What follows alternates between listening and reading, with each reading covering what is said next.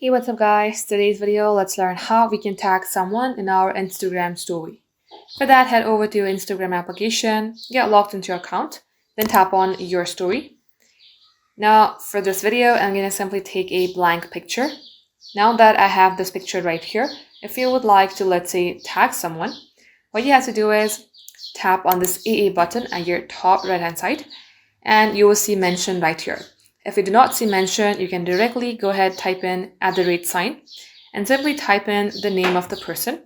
For example, this right here, it says people you can mention can add this to their story. So likewise, you can go ahead, place it wherever you would like. If you would like, you can also hide the mentioning. However, they will still be notified.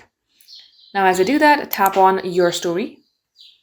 It might take a while, and once you have added the story, they will also get a notification that you have mentioned them in your story. This is how it's done, guys. Thank you all for watching.